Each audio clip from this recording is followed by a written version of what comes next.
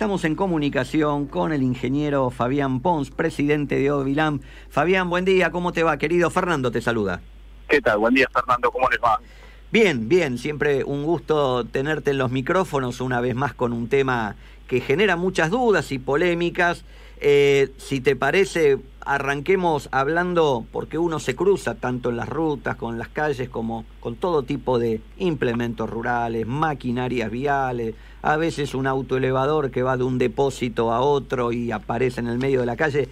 ¿Cuáles son los vehículos que en principio vos decís que no están habilitados para circular?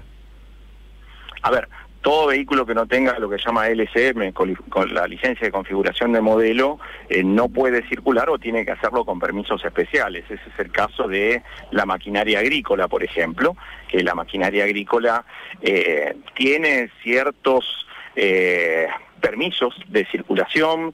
La ley especifica si son en forma de tren, donde puede haber hasta 2 enganches, así lo especifica la ley. Eso es para poder llevar viviendas, cintas transportadoras. Siempre tiene que haber un vehículo tractor. Ese vehículo tractor tiene que ser capaz de circular a más de 20 kilómetros por hora, pero no puede exceder los 30 por otro lado. Entonces toda esa maquinaria vial, ya sea en tren o sea en forma individual, puede circular por ruta, teniendo su debido permiso obviamente, pero no puede hacerlo durante el día, eso durante la noche, o sea, siempre tiene que ser de día, especificando, la ley dice cuando el sol sale, cuando el sol se pone. Entonces lo puede hacer de día, no lo puede hacer por ejemplo en días de lluvia, ni con niebla, ni neblina, o sea, tiene que haber claridad en el ambiente. En lo posible debe hacerlo por caminos secundarios, si no hay más remedio lo puede hacer por caminos públicos, digámosle así, rutas. En el caso de trenes tienen que dejar 200 metros entre ellos para que puedan generar el adelantamiento el resto de los vehículos, o sea que hay una cierta cantidad de limitaciones y siempre y cuando sean vehículos hasta 3,50 metros de ancho. La ley dice que tienen que circular recostados hacia la derecha. Cuando los vehículos ya tienen más de 3,50 y hasta 4,30, tienen que circular en carretones, donde el vehículo tractor tiene que tener en sus 4 esquinas, o sea, tanto en la parte delantera como en la parte de atrás, digámosle así, del tráiler, tiene que tener banderas blancas y rojas, con franjas en diagonal, tienen que tener un vehículo custodia que tiene que ir adelante abriendo el tránsito y alertando del ancho que tiene el vehículo que lo sigue. O sea, hay una cierta cantidad de cuestiones que se deben cumplir que lo que vemos habitualmente es que no se cumple. Entonces vemos maquinarias o camiones, camionetas arrastrando implementos, o por ejemplo los famosos contratistas que vienen con caravanas que por ahí están formadas por 7, 8 móviles que son muy difíciles de adelantar. Bueno, toda esa gente está circulando en infracción. Lo que pasa que si vemos poco control en la ciudad, mucho menos lo vemos en la ruta, ¿no? Y sobre todo en época de cosecha, donde no se molesta al productor, digámosle así, con esas cuestiones.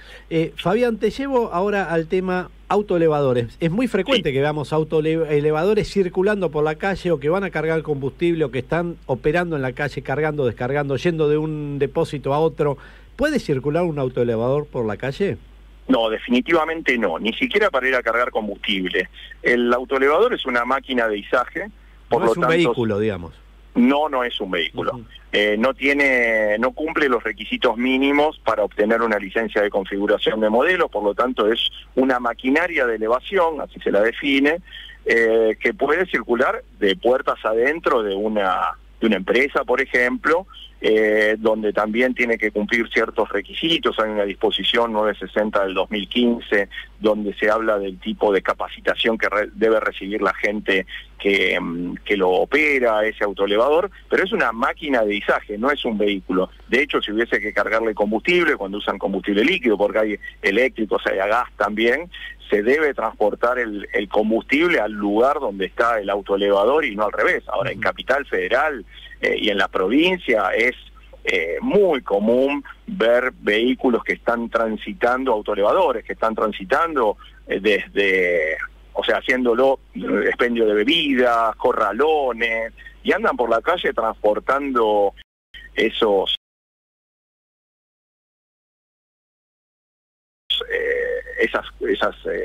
elementos o esas cargas, y está completamente prohibido, ¿no? Ahora, ¿y qué pasa con lo que tiene que ver con maquinaria vial, retroexcavadoras, tractores? Sí, O sea, no. con toda aquella maquinaria que habitualmente se utiliza para arreglar caminos, construirlos, pero los vemos también en la ciudad.